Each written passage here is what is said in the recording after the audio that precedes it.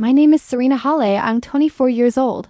I've always had strange dreams, but after what happened last summer, I no longer sleep. I close my eyes and walk into a place that doesn't exist on any map, yet it's more real than my own skin. I haven't told anyone the full truth, not my therapist, not my sister, not even the police officer who asked if I might have imagined some of it.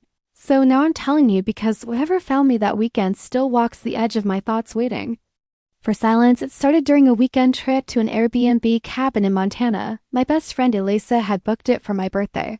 I hadn't wanted to go, but she insisted, saying I needed nature distance healing. The cabin was perched on a hill surrounded by woods so thick they swallowed sound. I remember standing on the porch the first morning, breathing in the stillness, when I noticed something strange. The trees on one side of the forest, just one long row of pines, were darker, not just shadowed. Their bark was charred black, but not burned, more like they were absorbing light. I pointed it out to Eliza, but she just laughed. That's nature, Serena. You're just not used to quiet. That night I had a dream I was standing in those same woods barefoot, wearing the same pajamas I'd fallen asleep in. There was no sound, no crickets, no wind, just the oppressive silence that made my ears buzz. I turned around and behind me was the cabin, but not as we left. It was older, boards warped, windows shattered, doors swinging open. Inside something moved. It was me, but not same face, same hair, but the expression was wrong, smiling too wide, and her eyes, they were empty, hollow like the trunks of those black pines. I woke up gasping, but I wasn't in my bed. I was standing at the edge of the woods outside in the cold, no shoes, pajamas soaked in dew. Eliza found me after sunrise. I told her I sleepwalked, but I knew that wasn't true. The soles of my feet were dirty, like I'd walked for miles. And in my hand was a pine needle, black as soot and warm like blood. She wanted to leave the next day, but I convinced her to stay. I needed answers. That night I didn't sleep. I waited, sitting at the window, watching the tree line. At 3:18 a.m. the trees moved, not swayed, not bent, moved like legs shifting in unison, like a creature stretching. I blinked and the pines were still again, but that was when I saw her, me standing at the edge of the woods, watching, smiling, not moving, my reflection outside the glass. I screamed. Eliza rushed in, and when I looked again, nothing. But the next morning, all the mirrors in the cabin were fogged over, even though there was no humidity, no heat. And someone had written 3 words in the steam of the bathroom. Mirror, you found us. Eliza said. I wrote it. I knew. I didn't. I started seeing her during the day too, in petals and sunglasses, a flicker in the kitchen window. Always the same smile, not malicious, worse, curious, like I was a puzzle she'd almost solved. We left the cabin early, but I brought her with me. I didn't mean to, but I did. The dreams followed me.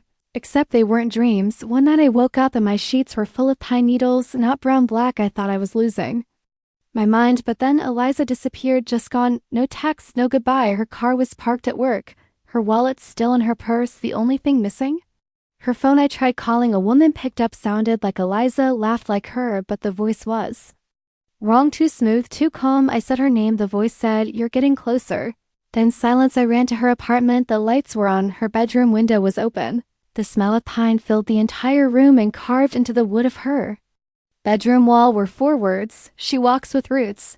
I didn't go home that night after finding Eliza's empty apartment. I couldn't, not with the sound of her voice still replaying in my head, warped and inhuman, like something wearing her skin was practicing being her and still getting it wrong, still too perfect.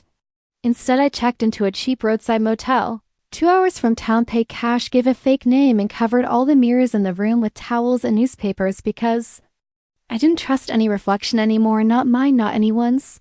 And that night, when I finally dozed off against the window, despite every nerve in my body screaming, I dreamed again, only this time I was deeper, farther into the forest behind the cabin, but I wasn't alone. Around me were shadows shaped like people, dozens of them, all standing with their backs turned, facing the same direction, toward a tree taller than the rest, its bark black as coal, twisted and gnarled and growing out of the side of the trunk was a door, a real one, old and wooden, with a brass handle, the same door from the Airbnb bathroom, the one where the mirror had fogged, with that haunting message, "You found us."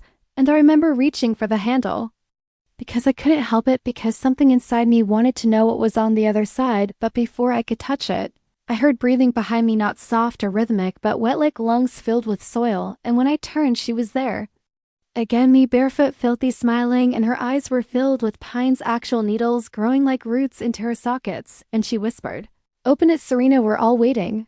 Then I woke up choking on a mouthful of pine needles. I checked out Immediately drove straight to the woods behind the cabin, but the property had changed. The dirt road was blocked with new fencing, no trespassing signs everywhere, but I couldn't leave. I walked for hours deeper and deeper into the pines, the trees.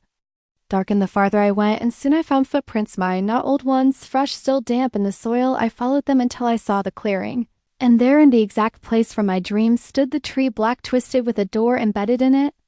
And just like in the dream, the door had a brass handle. I approached slowly. The air was thick, almost buzzing.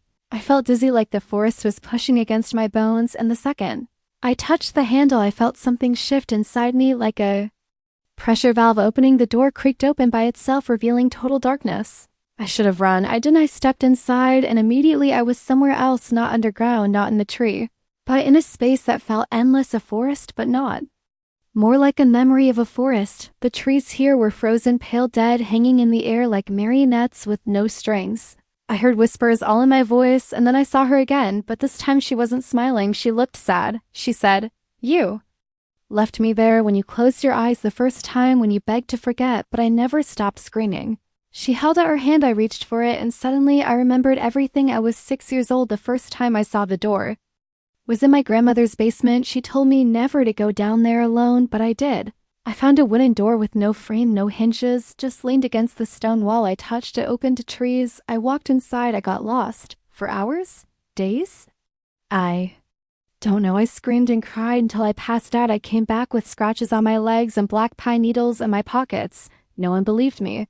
Grandma said it was just a dream, but I stopped sleeping after that, and I started drawing trees. Hundreds of them. One therapist said I had repressed trauma. Another said I had a forest complex.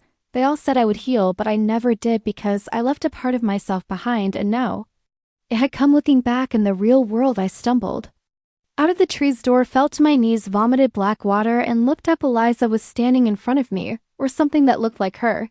But her eyes were wrong, too dark, too calm. She said, "She's still trying to come through. You should never have come back." Then she disappeared, literally just blinked out like light shutting off. I ran, got lost, eventually found the road.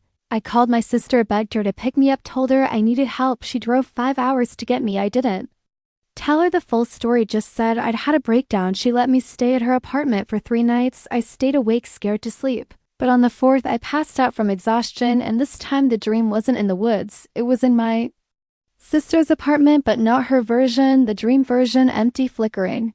With all the windows nailed shut, I wandered through it, calling her name. I found her in the bathtub, eyes gone, mouth full of pine needles, and scrawled on the mirror in blood, "She's almost done growing."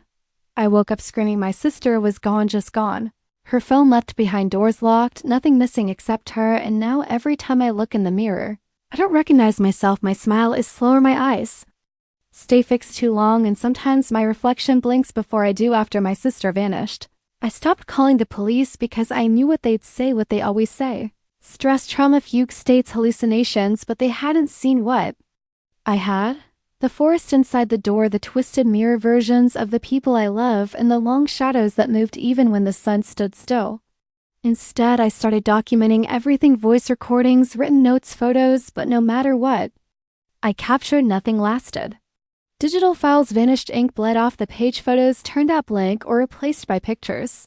I never taken blurry stills of trees at night, or worse, close-up shots of my face while I slept, the angle suggesting someone else held the camera.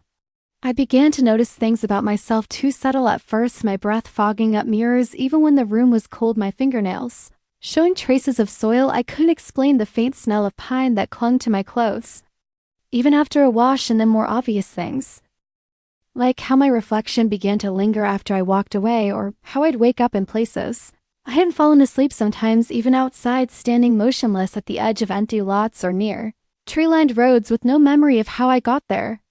It was as if my body was beginning to listen to something that wasn't me, something whispering through roots I couldn't see but somehow felt threading deeper under my skin, trying to grow me into someone else. I started seeing her more often. The other me, not just in reflections, but in crowds, at gas stations, standing across parking lots, always wearing something I owned, always smiling, that too still smile, like a mask that didn't know how to move, and each time she was closer than before. The final straw came when I got a call from an unknown number, and when I answered, it was my own voice saying, "It's okay, you can let go now. I've got it from here." I smashed the phone against the wall. That night I drove anywhere. everywhere until I ended up back where it all began, the cabin. I don't remember turning the wheel or planning to go there. It was like something inside me was guiding the car. The cabin looked abandoned now, windows boarded up, porch half collapsed. But the forest behind it, alive, buzzing, and that black tree, the one with the door, was bigger now. Taller, the bark glistened like oil. I walked straight to it, not even hesitating this time, because I'd realized something important. If I didn't face her now, I wouldn't have a chance later. She was replacing me piece by piece, like shedding layers of memory and personality until I was just an empty shell for her to step into. I opened the door, I went inside. This time I didn't wake up. Somewhere else I woke up nowhere, a forest made of bone-white trees, all of them reaching skyward like pleading hands, and hanging from the branches were mirrors, thousands of them, each one reflecting different versions of me, laughing, crying, screaming. Rotting, some aged beyond recognition, others covered in moss bark or crawling insects. I screamed, my voice echoed for miles, and then one of the mirrors moved. It stepped forward. It was her, my twin, my shadow, only now she was wearing my exact clothes.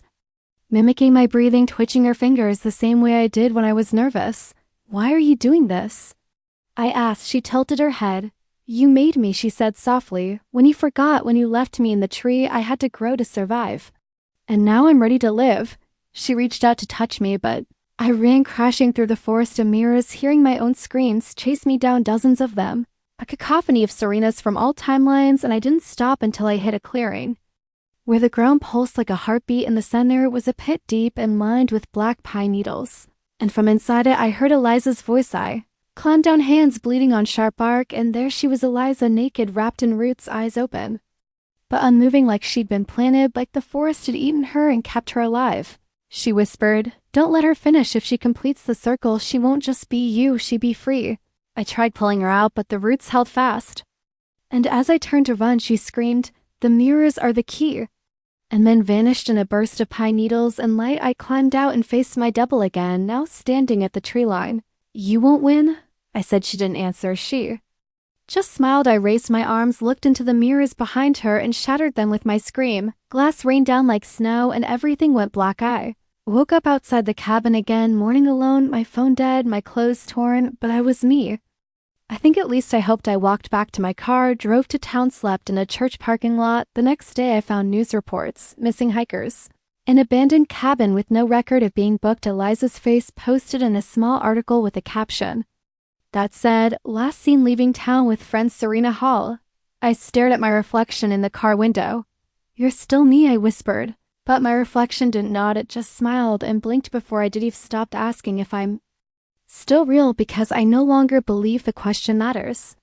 Truth is, once you've seen yourself walking barefoot through a memory that doesn't belong to you, once your reflection starts holding eye contact a little too long, once people around you begin to vanish and the only thing left in their place is the smell of pine, you stop thinking in terms of what's real and what isn't, and start thinking in terms of what's coming. I tried to rebuild my life after that day in the forest. I deleted every photo, burned my clothes, moved 2 states away, cut my hair, changed my name, everything they say you should do when you're trying to forget, but forgetting doesn't work when the thing you're running from has your face and can walk in your skin like it was made for it. I got a job at a bookstore in a town where the trees are short and wide, no pines for miles, no shadows long enough to make me question the light, but even here things started leaking through. Children pointed at me and asked, "Why is she smiling like that?" Even when I wasn't smiling, a customer once swore she saw me walking into the back room while I was still standing behind the register. And worst of all, one night as I turned off the store lights and caught my reflection in the glass, she blinked first again, and this time she smiled not with curiosity but satisfaction, like she was almost done replacing me. Started recording myself sleeping. The footage showed nothing at first, just tossing and turning, whispering nonsense, but then one night I watched myself sit up, walk to the mirror, and just stare for an hour and 13 minutes. I never moved, never blinked, and the next morning I had dirt under my fingernails again, and a pine needle stuck to the back of my neck. The footage from that night? Gone, corrupted, just static. I knew what it meant. The last layer of me was thinning. She was close. I had one chance left. I had to return, not to the cabin. It was gone now, leveled in a fire that was never reported in the news, but to the origin, the real one, my grandmother's basement, the first place I touched that door. I hadn't been back in years. She died when I was a teenager. The house was sold, but I tracked It down drove 8 hours, paid the new owners a visit, said I was researching family history. They let me in. The basement was just as I remembered, cold stone walls, the air dense with memory, and there behind, some old furniture was the door, not a built-in frame, just a leaning door, wooden brass handle, the exact one I remembered. The one from the forest, the one she came through. I waited until nightfall, told the owners I'd left something behind, snuck back in, stood before the door and whispered, "Take me back." And this time it opened for me without a touch. Inside was blackness, but not empty, full alive, and I stepped through one last time. The forest was waiting, not twisted, not frozen. Now it pulsed like veins under skin, alive with sound and movement and breathing, like a giant sleeping creature, stirring with my every step. I followed the whisper of her voice through the trees, passing more of those bone-white, near trees, their surfaces showing not just me, but the people I'd lost. Eliza, my sister, my younger self, all of them watching silently, as though waiting to see what version of me would survive. I reached the black tree. It was enormous now, branches stretching across the sky like spines. The door was open. She stood inside, dressed like me, hair like mine, but different now, stronger, smoother, perfect. Her eyes were solid black, but calm. "You're here," she said. "I was starting to worry you'd given up." "What are you?" I asked, my voice hoarse. She smiled. "I'm what you buried. I'm what you forgot. I'm the version of you that remembered everything and still kept walking. You made me when you closed the door as a child. I've been growing ever since, and now it's your turn to rest." I lunged at her. She didn't move. Our bodies collided like shadows merging, and I fell through her into the darkness. No impact, just falling deeper and deeper. And I saw every version of myself, the ones that turned away from the door, the ones that opened it, the ones that never left the forest, the ones that replaced others in their world, each branching off like roots from one trunk. And I realized something horrifying. It wasn't just me she was after. She was part of a system, a forest of selves. And every mirror, every whisper, every pine needle was a seed trying to grow a new version of me in another place, another life. She was not alone. There were hundreds, maybe more. A network of reflections walking the earth, stepping through from behind. Glass replacing us, one blink at a time. I had only one weapon. Memory. I screamed my name, my real name, the first poem I ever memorized, my mother's voice, my dog's bark, the sound of Eliza's laughter, the way my sister hummed when she folded laundry. I screamed every piece of me I could recall, and something cracked. I woke up in the middle of the street, dawn, back in my new town. My clothes were torn, my hands filthy, but I was breathing, and for once I felt alone inside my head, not watched, not mimicked. I limped home, showered for hours, slept for days, and when I finally dared to look in the mirror, my reflection blinked at the same time. No delay, no smile, just me, but I've learned not to trust peace, not for long. The other night, while locking the bookstore, I noticed a little girl standing outside. Staring through the glass, she smiled and said, "You left the door open," and walked away. Thanks for watching this video. If you felt something watching you while reading this, like, share and subscribe, because some doors never close, they just wait. This story is written and edited by Dark Lifeside Diaries.